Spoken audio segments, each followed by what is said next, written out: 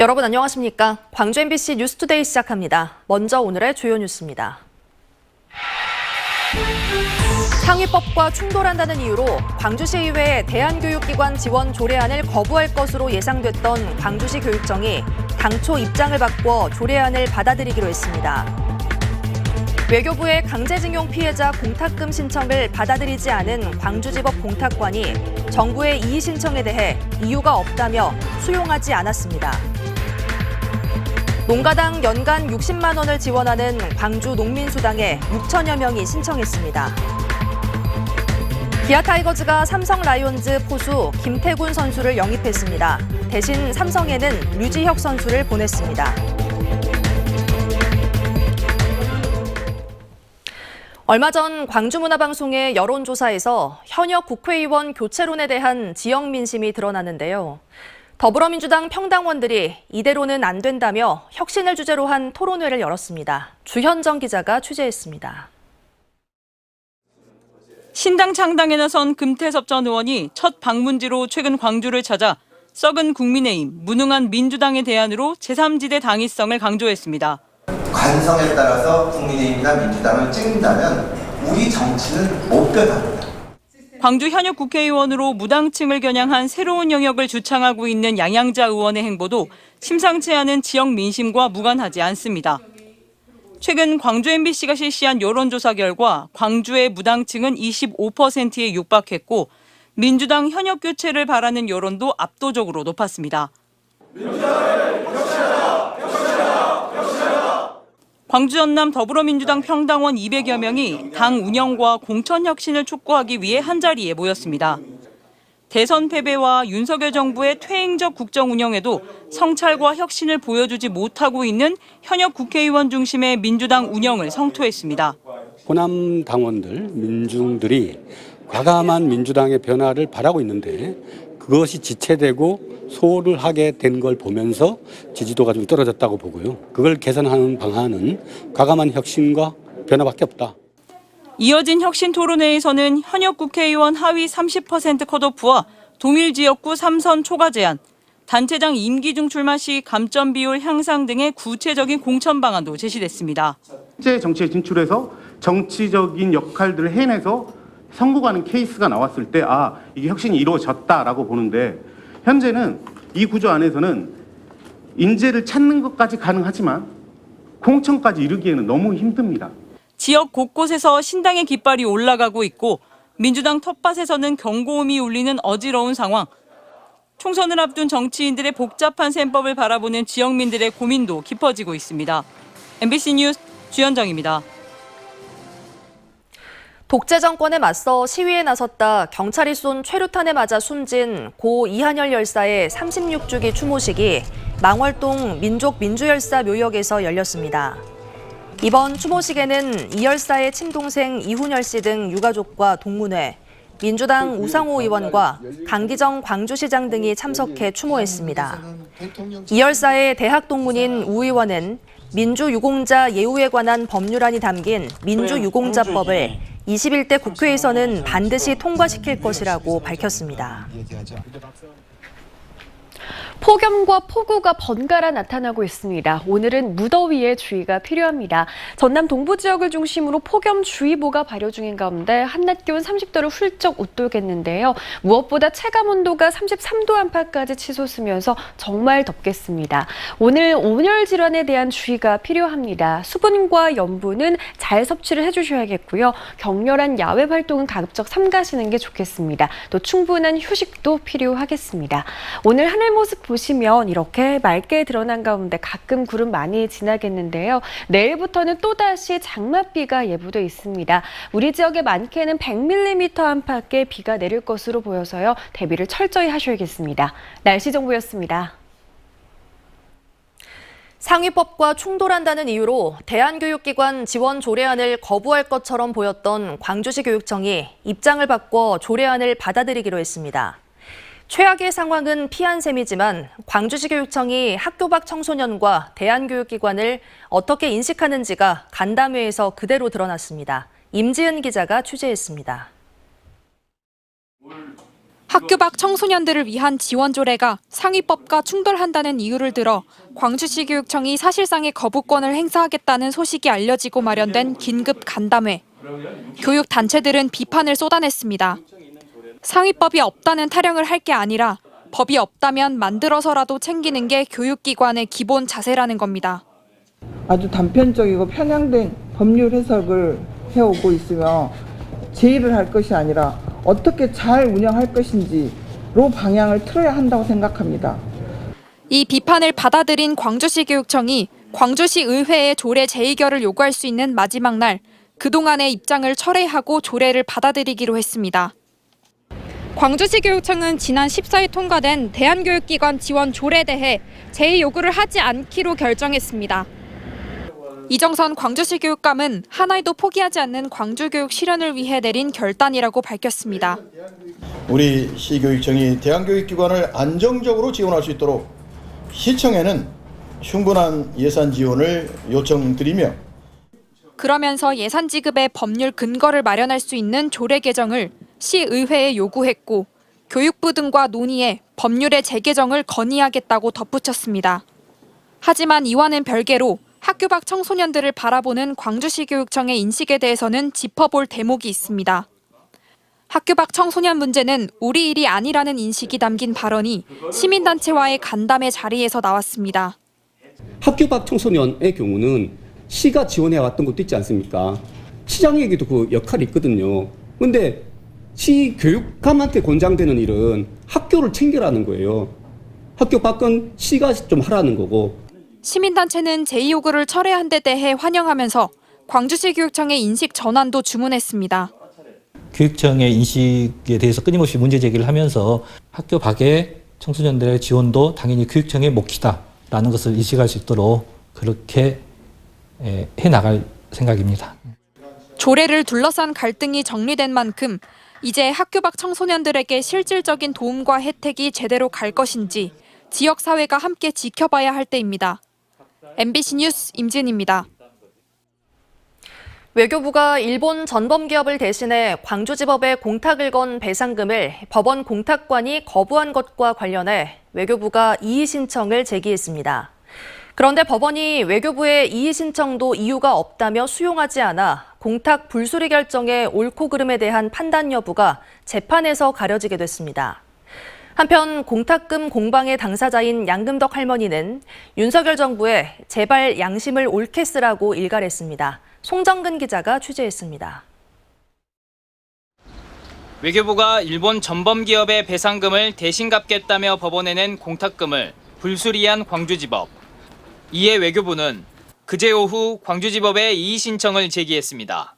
하지만 불수리 결정을 내렸던 법원 공탁관은 정부의 이의 신청을 이유가 없다며 받아들이지 않았습니다. 법원 공탁관은 당초에 당사자의 거부 의사가 분명하기 때문에 불수리한 것으로 알려졌습니다. 양금덕 할머니와 이춘식 할아버지 등 강제동원 피해자와 유족들은 일본의 사실 인정과 사죄가 없는 제3자 변제안을 받아들이기 힘들다는 내용 증명을 일제 강제동원 지원재단에 보낸 바 있습니다. 때문에 제3자의 배상금 변제가 민법상 불가능하다는 겁니다. 이에 따라 공탁 수리 여부에 대한 결정은 관할법원인 광주지방법원 재판부가 법리를 따져 수용 여부를 결정할 예정입니다. 윤석열 보다가 제발 양심 옳게 쓰고 우리를 도와주라고 그래. 그래야 양심이 옳은 사람으로 보아줄 것이니. 재판의 결과가 어떻게 나오든지 향후 파장은 한동안 계속될 것으로 보입니다. 재판부가 공탁관의 의견과 동일하게 불수리에 문제가 없다고 판단하면 재단 측이 법원 결정에 항고할 가능성이 있고 반면 재단 측 이의 신청이 타당하다고 보면 공탁관에게 공탁 수리 절차 등을 명령하게 되는데 이렇게 되면 강제동원 피해자 측이 공탁 무효 소송 등을 제기할 가능성이 높습니다. 여기 돈 놔둘 테니까 가져가든지 말든지 당신들 알아서 해라 하고 손 떼겠다라고 하는 것입니다. 대한민국이 이렇게 강제동원 피해자들을 그야말로 이렇게 가볍게 취급하고 한편 전주지법도 고 박혜옥 할머니의 배상금 공탁과 관련해 고인이 피공탁자가 될 수 없는 만큼 상속인으로 이를 변경하고 관련 자료를 제출해달라고 요구했지만 제대로 이행되지 않아 불수리 결정을 내렸습니다. MBC 뉴스 송정근입니다. 전남에서 열리는 전국체육대회가 100일 앞으로 다가왔습니다. 하지만 종합경기장은 여전히 공사 중이고 교통과 주차 문제도 걱정입니다. 전국체전에 대한 관심을 높이기 위한 노력도 부족해 보입니다. 안준호 기자가 취재했습니다. 오는 10월 전국체육대회 개폐회식과 함께 주요 경기가 펼쳐질 목포 종합경기장. 대회 100일을 앞둔 현재 공정률은 95%, 여전히 공사 중입니다. 당장 오는 8월 전국시도대항 육상경기대회가 목포 종합경기장에서 열릴 예정인데 육상 트랙 설치가 마무리될 수 있을지 걱정입니다. 이달 말에까지 완공할 걸로 지금 지붕도 다음 주면 다 끝날 겁니다. 테니스장과 하키장 등 목포에서만 10개 경기장 신축 보수 공사가 진행 중인데 마무리된 건 3곳뿐입니다. 집중호우를 동반한 장마 그리고 태풍 등의 여름 기상 여건을 감안하면 남은 기간이 여유롭지 않습니다. 전국체전 기간 교통 대란도 우려됩니다. 1만 6천여 석의 종합경기장 주차장의 차량 수용 규모는 870여 대뿐. 목포시는 임시 주차장을 마련할 계획이라고 하지만 1km 이상 떨어진 곳입니다. 권역별 통별로 입지 주차장 지정, 셔틀버스 승하차장 지정해가지고 23개 통별로도 셔틀이 갈 예정이거든요. 고질적인 불법 주정차로 얼룩진 목포의 주 간선 도로와 비좁은 주차 시설도 걱정입니다. 순천시는 국제정원 박람회 기간 차량 부재를 도입해 도심 통행량을 줄였는데 목포시는 아직 이런 관련 대책조차 없습니다. 정체된 구간을 파악해서 거기에 대한 대책을 우리가 또 수립하자. 경찰서하고도 또 같이 해야 되고요. 전국체전이 100일 앞으로 다가왔지만 주 개최지인 목포 지역 분위기는 전국대회가 열리는 곳이라 생각이 들지 않을 정도로 썰렁하기만 합니다. 지난해 말 대회 300일을 앞두고 목포역 앞에 시계탑을 설치하고 관련 행사를 열었던 목포시와 전라남도. 하지만 이후 전국체전 붐을 일으키기 위한 움직임을 찾아보기 힘들다는 것이 전국체전 100일을 앞둔 목포시와 전라남도의 현 주소입니다. MBC 뉴스 안준호입니다. 광주의 한 초등학교에서 학생들이 식중독 의심 증세를 보여 보건당국이 역학조사에 나섰습니다. 광주 남구보건소는 어제 관내의 한 초등학교 3학년 학생 6명이 복통 설사 등 식중독 의심 증세를 보여 병원에서 치료를 받고 있다고 밝혔습니다. 학교 측은 급식 운영을 중단하고 빵과 음료를 주는 것으로 대체하는 한편 보건당국은 나머지 3학년 학생 52명에 대해서도 검사를 진행할 예정입니다. 배우자를 폭행한 혐의를 받는 현직 경찰관이 검찰에 넘겨졌습니다. 광주 남부경찰서는 지난 1월 16일 남구 모처에서 이혼 소송으로 말다툼을 하다 평소 지니고 다니던 3단봉으로 배우자를 위협하고 밀친 혐의로 전남경찰청 소속 경위를 검찰에 넘겼습니다. 이 경찰은 지난해 4월에도 배우자의 얼굴을 주먹으로 폭행한 혐의를 받고 있고 배우자와 가정 불화를 겪던 중 이런 범행을 저지른 것으로 조사됐습니다. 도로에 세워진 남의 차를 훔친 혐의를 받는 현직 경찰관이 파면 징계를 받았습니다. 광주 북부경찰서에 따르면 지난 4월 도로에 세워진 차량을 훔쳐 자신의 집까지 몰고 간 혐의로 징계위원회에 회부된 북부경찰서 소속 경위에게 가장 높은 수위의 징계인 파면 처분을 결정했습니다. 징계위원회는 또 경위가 절도 범행을 저지르기 전 술집에서 나온 증거 등으로 미뤄 술에 취해 운전을 한 행위까지 고려해 이 같은 결정을 내린 것으로 전해졌습니다.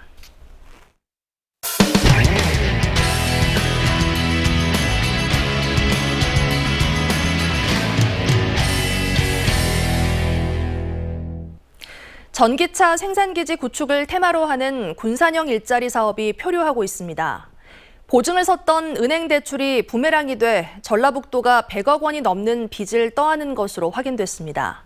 군산형 일자리가 사실상 좌초됐다는 평가입니다. 전주문화방송 조수영 기자가 취재했습니다.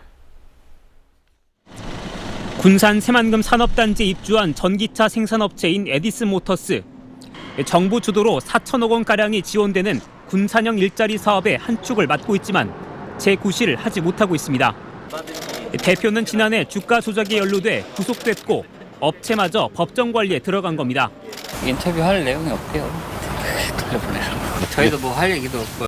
재작년까지 300억 원을 넘게 투자했지만 정작 일자리는 목표치의 절반도 채우지 못했고 전기차 생산 실적은 더 처참합니다. 남은 건 빚더미뿐. 사업 추진 과정에서 필요한 자금을 금융기관에서 빌린 건데 올해 재무제표에 공시된 액수가 자그마치 300억대에 달합니다. 결과적으로 감당도 못할 만큼 막대한 빚을 낸 셈인데 발등이 찍힌 곳 다름 아닌 전라북도입니다. 재작년 군산형 일자리 참여 기업의 안착을 돕는다며 참여 기업 한 곳당 최대 100억 원 한도에서 무담보 대출을 지원한다는 내용의 당시 도지사와 농협은행 관계자 등이 서명했습니다. 농협이 기업한테 돈을 빌려주면 지역 신용보증재단이 보증을 서주고 위험 부담을 대신 떠안는 식인데 이게 부메랑이 된 겁니다. 이 협약에 따라 100억 원을 빌린 에디슨 모터스. 지난해 10월 법정 관리에 들어가자 올 초 그 빚을 전북 신용보증재단이 대신 갚아준 겁니다. 다만 에디슨 모터스 인수자가 나타나면서 일단 전북 신용보증재단이 구상권을 청구할 길은 열린 상황. 하지만 공적 자금으로 떼운 대출금 100억 원을 전액 회수하기란 불가능에 가깝습니다. 전라북도는 인수자와 대화해보겠다는 원론적인 입장입니다. 인수가 빨리 추진되면 군산형 일자리 사업도 좀 더 안정적으로 추진될 수 있기 때문에 도에서도 KG 모빌티 인수 상황을 지켜보면서 일부 시민단체는 은행이 퍼주기식 대출을 실행하는 과정에서 공적 기관이 보증을 선 극히 이례적인 사례라고 말합니다. 이게 과연 특정 금융기관만의 의사결정으로 이루어졌겠냐. 금융기관의 내부 통제 구조에 비추어 본다라면 이건 심각한 구멍이고 아주 심대한 사건의 여지가 있다. 전기차 클러스터가 만들어져 지역을 먹여 살릴 거라며 기대를 모은 군산형 일자리. 부실 기업에 이뤄진 막대한 자금 지원으로 모두의 피해가 불가피해졌지만 책임자는 어느 곳에서도 찾아볼 수가 없습니다. MBC 뉴스 조수영입니다. 내년 총선을 앞두고 국회의원들이 본인 지역구의 현안 사업과 관련한 특별교부세를 확보했다며 보도자료를 앞다퉈 내고 있습니다. 내가 확보했다는 말을 고지고대로 믿어도 되는지 따져봤습니다. 춘천문화방송 허주희 기자입니다. 춘천 시내버스 공영 차고지입니다. 내년이면 낡고 비좁은 건물 대신 넓은 사무실과 정비실을 갖춘 새 건물이 들어설 예정입니다.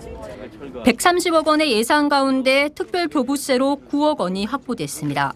그런데 이 9억 원을 노영호, 한기호, 허영 의원 모두 본인이 확보했다는 보도 자료를 냈습니다. 노영호 의원은 버스 차고지를 포함해 모두 춘천 지역 4가지 사업에 대한 특별교부세를 확보했다고 홍보했습니다. 한기호 의원도 춘천에서만 3가지 사업 추진을 위한 특별교부세를 확보해 현안 사업을 해결했다고 강조했습니다. 허영 의원이 확보했다는 특별교부세도 버스 차고지 조성을 비롯해 모두 춘천 지역 4개 현안 사업과 관련돼 있습니다. 그런데 3개 사업이 겹칩니다. 버스 공영 차고지 9억 원뿐만 아니라 상수도 확충 8억 원, 자전거 위험도로 정비 6억 원을 세 의원 모두 자신이 확보했다고 홍보한 겁니다. 특별교부세는 지방자치단체가 행정안전부에 신청하면 행정안전부가 심사해서 예산을 지급하는 구조입니다. 특별교부세가 확보되기까지 국회의원과의 공조가 이루어지긴 하지만 신청 주체는 지자체입니다. 사실 공무원들이 발굴하고 이런 것들이 많은데 그분들도 인정을 하지만 공무원들도 같이 노력했다는 걸 좀 알아주셨으면 좋겠습니다. 지자체가 주도하는 건데 국회의원들이 힘을 조금 보탰다는 이유로 본인들 업적으로 홍보하고 있는 겁니다. 특별교부세는 재해와 같은 특별한 재정 수요가 발생하거나 재정이 열악한 자치단체일수록 지급 규모가 커지는 구조입니다. 투표권을 가진 유권자 입장에선 특별교부세 사업이 실제 집행까지 이루어지는지도 지속적인 관심을 가질 필요가 있습니다. 실제로 예산이 집행되었는지 하는 부분입니다. 특별교부세 사업은 매칭이 의무가 아니다 보니까 사업 진척이 느리거나 사업이 안 될 수 있거나 한다는 점입니다. 내년 4월 총선이 다가오면서 국가에 대한 견제와 감시 역할을 해야 할 국회의원들이 지역구 유권자들을 향한 치적 알리기에 열을 올리고 있습니다. MBC 뉴스 허주입니다. 농가당 연간 60만 원을 지원하는 광주 농민수당에 6천여 명이 신청했습니다. 광주시에 따르면 지난 5월 15일부터 최근까지 6,024명이 신청했고 대상은 1년 이상 광주에 거주하면서 지난해 기본형 직불금을 수령한 농가와 가축 곤충 사육 농가입니다. 농민수당은 광주시와 자치구가 각각 분담하고 농가당 연간 60만 원이 광주 상생카드로 지원됩니다. 광주시는 오는 14일까지 농민수당 신청을 마감하고 다음 달 중으로 지급 대상자를 확정할 예정입니다. 광주과학기술원 신임 총장에 임기철 전 한국과학기술기획평가원 원장이 선임됐습니다. 제9대 총장으로 광주과기원을 이끌게 된 임기철 신임 총장은 이명박 정부 시절 대통령실 과학기술비서관과 한국과학기술단체 총연합회 부회장 등을 지냈습니다. 광주과기원 총장은 교육부 장관의 동의와 과기정통부 장관의 승인 절차를 거쳐 임명되고 신임 총장의 임기는 4년입니다. 기아 타이거즈가 취약 포지션인 포수 보강을 위해 삼성에서 김태군 선수를 영입했습니다. 기아는 내야수 류지혁을 삼성에 내주는 대신 포수 김태군 선수를 영입하는 1대1 맞트레이드를 했다고 밝혔습니다. 김태군 선수는 올 시즌 2할 5푼 6리에 1홈런, 18타점으로 활약해 주전 포수 갈증에 시달렸던 기아의 힘이 될 것으로 전망됩니다. 광주시의회가 지난 1일 발의한 성별 임금 격차 개선 조례가 제정된 것에 대해 광주 지역 여성단체가 환영의 입장을 밝혔습니다. 광주 여성노동자회는 보도자료를 내고 성별 임금 격차 조례 제정은 그동안 여성의 노동이 평가절하됐고 정당한 노동의 대가를 바로잡기 위한 첫걸음이라며 민간 부분에도 공정임금이 실현될 수 있도록 장려돼야 한다고 강조했습니다. 한편 이번에 제정된 조례안은 공공기관 성별 임금 격차 해소를 위한 계획 수립과 실태조사, 위원회 등을 설치하고 개선에 기여한 기관과 개인 등에 대한 포상 내용을 담고 있습니다. 전남 지역 수출 제품의 경쟁력을 높이기 위한 수출교육과 품평회가 열렸습니다.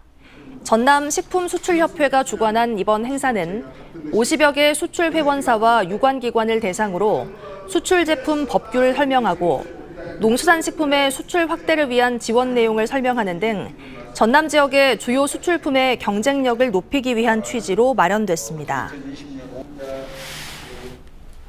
호우와 폭염이 번갈아 가면서 나타나고 있습니다. 오늘은 무더위에 대한 주의가 필요합니다. 전남 동부 지역을 중심으로 폭염주의보가 발효 중인 가운데 오늘 한낮 기온 30도를 훌쩍 웃돌겠고요. 무엇보다 습도가 높아서 체감온도 33도 안팎까지 치솟겠습니다. 온열 질환에 대한 주의가 필요합니다. 수분과 염분은 잘 섭취를 해주셔야겠고요. 뜨거운 한낮에는 격렬한 야외 활동 삼가시고 충분한 휴식이 필요하겠습니다. 현재 하늘 모습 보시면 오늘은 이렇게 맑은 하늘 드러난 가운데 가끔 구름만 많이 지나겠는데요. 내일부터는 또다시 장맛비 예보 나와 있습니다. 우리 지역에 많게는 100mm가량의 비가 내릴 것으로 보여서요. 미리 대비해 주셔야겠습니다. 어제 한낮 기온보다 3, 4도가량 오름세를 보이겠습니다. 광주뿐만 아니라 화순에서도 33도 안팎의 더위가 나타나겠습니다. 신안과 해남에서도 30도 안팎까지 기온이 오르겠습니다. 순천과 광양의 낮 기온 32도로 예상됩니다. 바다의 물결은 최고 1.5m에서 2m 안팎으로 일겠습니다. 내일부터 다음 주 초까지 장맛비와 소나기가 이어지겠습니다. 날씨 정보였습니다. 뉴스 마칩니다. 시청해주신 여러분 고맙습니다. 언제 어디서나 내 손안의 뉴스. 광주 MBC 뉴스 유튜브 구독으로 함께하세요.